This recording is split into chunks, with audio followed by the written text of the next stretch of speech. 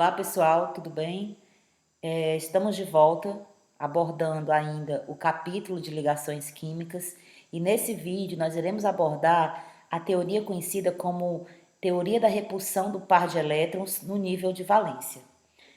Essa teoria ela foi abordada tendo em vista que a forma e o tamanho de uma molécula, juntamente com as forças e a polaridade de suas ligações, elas determinam as propriedades da mesma. Isso nós vimos na abordagem anterior, né, da teoria de Lewis. Então a teoria de Lewis, gente, ela não previa a geometria das moléculas e uma relação entre a estrutura bidimensional da molécula e sua forma tridimensional, ela tornou-se necessária diante dessa ineficiência da teoria de Lewis. Então, as linhas usadas nas ligações de Lewis, por exemplo, nas estruturas de Lewis, essas linhas, elas fornecem pistas importantes sobre os orbitais que as moléculas usam nas ligações. No entanto, elas não dizem como essas ligações acontecem. Então, nesse modelo de repulsão do par de elétrons no nível de valência, esse modelo ele amplia a teoria da ligação química de Lewis. Em que sentido? No sentido de explicar as formas das moléculas, adicionando regra que explicam os ângulos das ligações.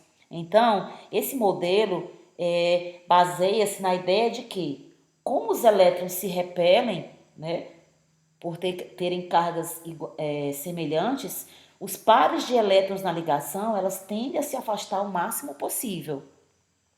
Então, esse modelo de repulsão do par de elétrons nível de valência, ele abordou essa relação das geometrias moleculares, né, tendo como base as repulsões entre os domínios de elétrons. Então, nós calculamos esses domínios de elétrons por meio do número de coordenação total. Então, que é usado, né, para determinar o arranjo dessa molécula. Então, o que é esse número de coordenação total?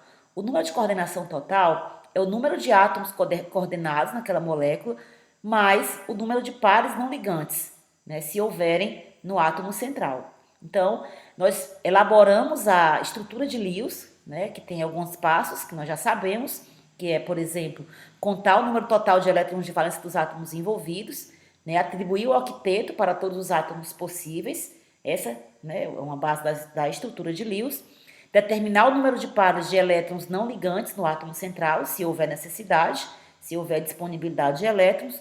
Caso não haja, a gente pode atribuir ligações múltiplas, como nós aprendemos no vídeo anterior, e quando terminarmos esse espaço, nós podemos determinar o número de coordenação total, tá bom?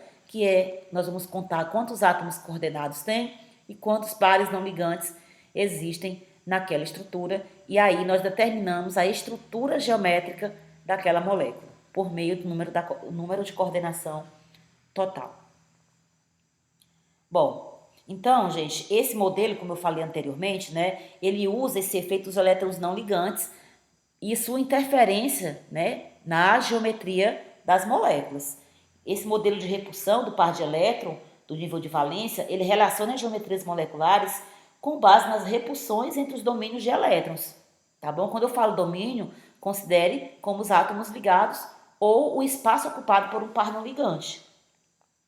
Então, essas regiões, né, esses domínios, são regiões ao redor do átomo, tá bom? Do átomo central, nos quais os elétrons são prováveis de serem encontrados.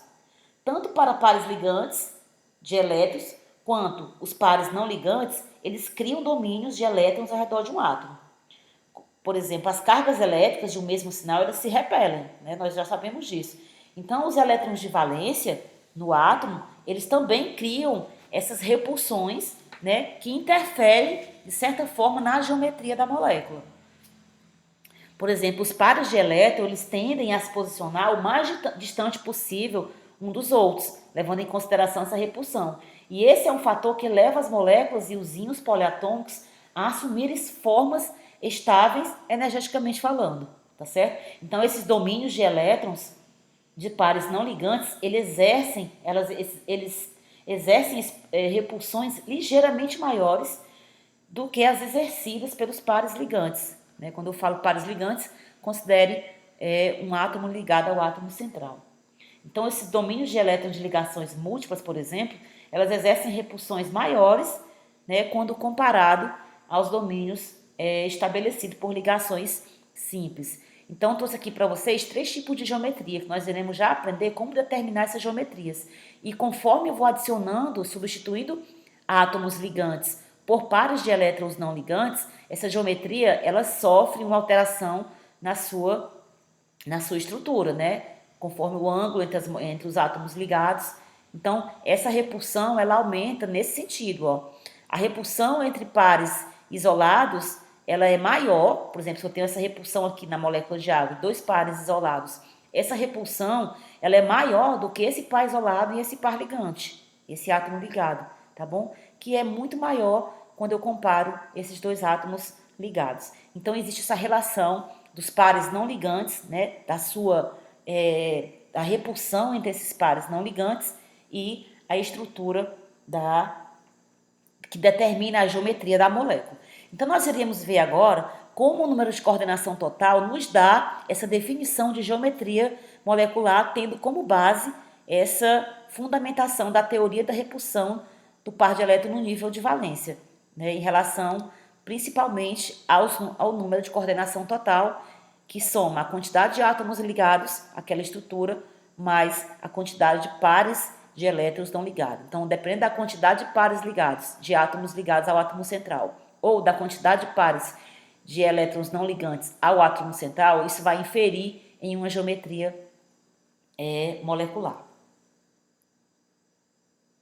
Então, pessoal, quando nós temos aquele valor de número de coordenação total, nós podemos determinar a geometria da molécula.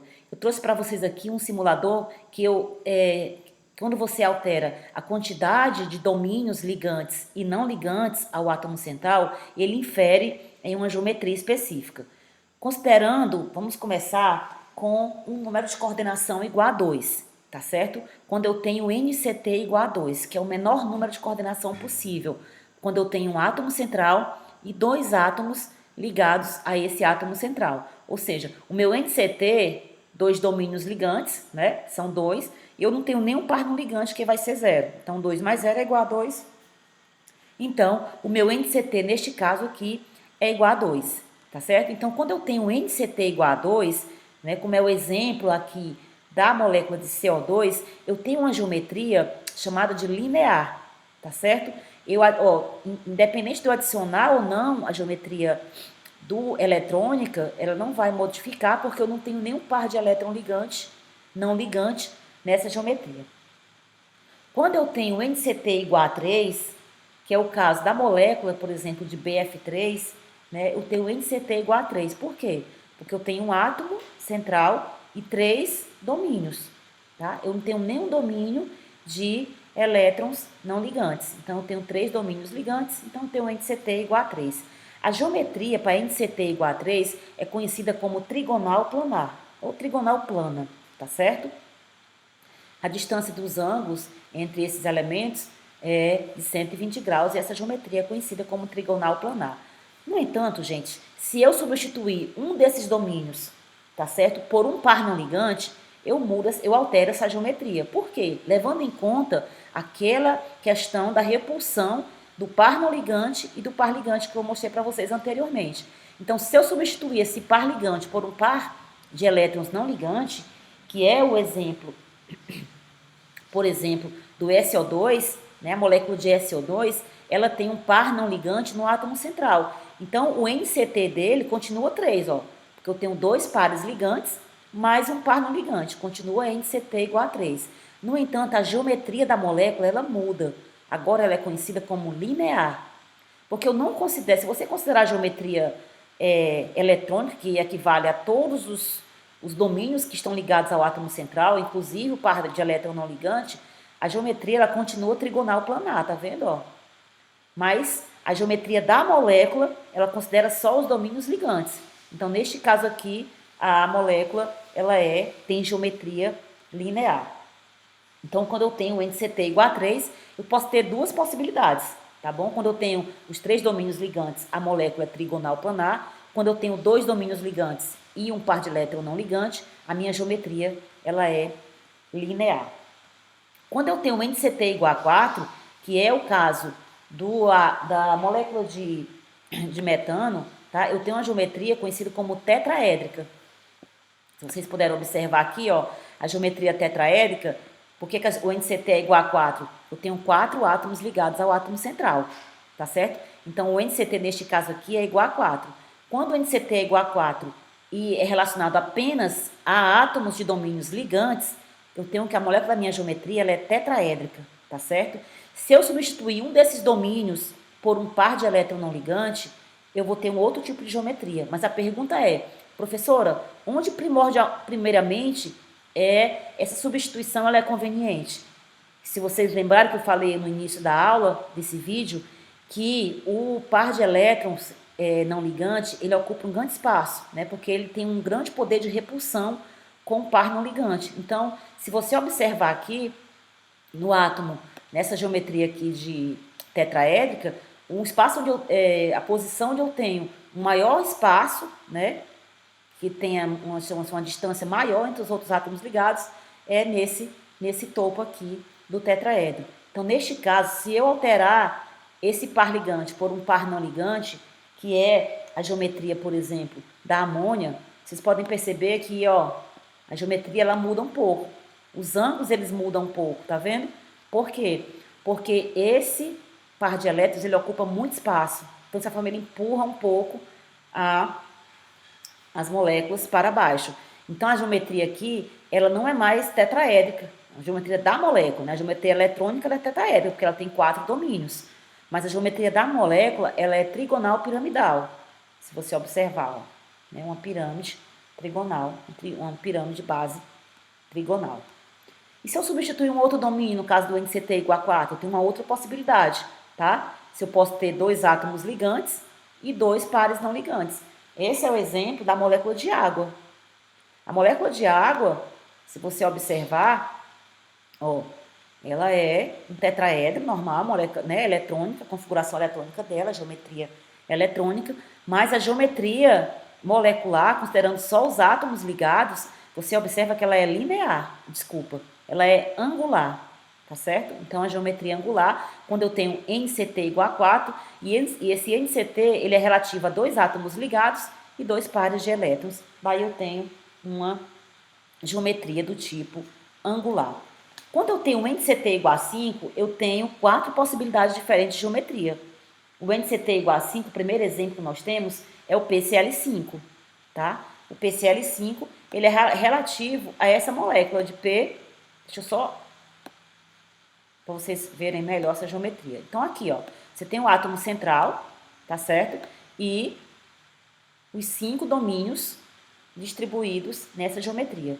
Então, quando eu tenho um NCT igual a 5 e esse NCT trata-se de todos os domínios ligados, a minha geometria ela é conhecida como trigonal bipiramidal, tá certo? Então, bipiramidal, trigonal também é aplicado, né? Porque geralmente a gente fala do inglês, mas no português ela é bipiramidal trigonal, né? Uma pirâmide de base tripla, né? Uma dupla pirâmide de base tripla. Então, se eu pegar esse NCT igual a 5, eu tenho, como eu falei, eu tenho 4 possibilidades, né? Uma dessas possibilidades é todos os domínios ligados. A próxima possibilidade é eu substituir um domínio ligado por um par não ligante. Onde vocês acham que eu posso substituir onde tem mais espaço para esse par de elétrons ser acomodados? Se vocês observarem aqui, os ângulos são todos de 90 graus, né, entre esses átomos. Mas aqui na base da pirâmide, onde eu tenho a maior proporção de espaço para poder acomodar esse par de elétrons. Então, se eu substituir um desses átomos ligados por um par não ligante, né, que é esse exemplo aqui do tetrafluoreto de enxofre, vocês podem observar que a geometria agora ela muda, ó, tá? Se eu considerar a geometria só dos átomos ligados, eu vou ter a geometria conhecida como gangorra, né? Se você observar, parece uma gangorra, ó. Eu vou até virar aqui para vocês verem como parece uma gangorra, ó, tá?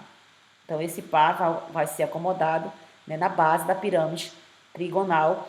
E essa é uma das outras possibilidades quando eu tenho o NCT igual a 5, né?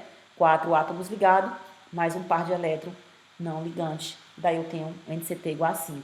Uma outra possibilidade é quando eu tenho 3 pares ligantes, três domínios ligantes e 2 domínios não ligantes, tá certo? Que é o caso do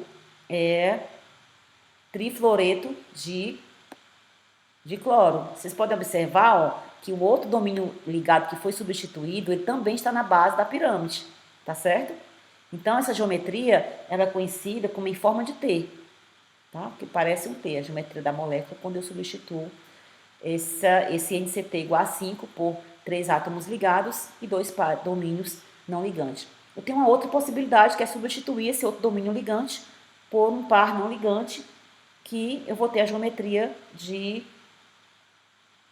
linear, ó, tá bom? Geometria linear, quando eu substituir toda a base da pirâmide por pares não ligantes, né, a geometria da molécula torna-se linear. Vocês observam que a geometria eletrônica, ela continua bipiramidal trigonal, tá bom? Mas a geometria da molécula, que são os átomos ligados, neste caso aqui, ela é linear. Então, essas foram as possibilidades para NCT igual a 5. Nós temos ainda, gente, o NCT igual a 6, tá bom? O exemplo de NCT igual a 6 é o hexafluoreto de enxofre. Como vocês estão observando aqui, ó, o hexafluoreto de enxofre, ele tem uma geometria conhecida como octaédrica, tá? É um octaedro, ó.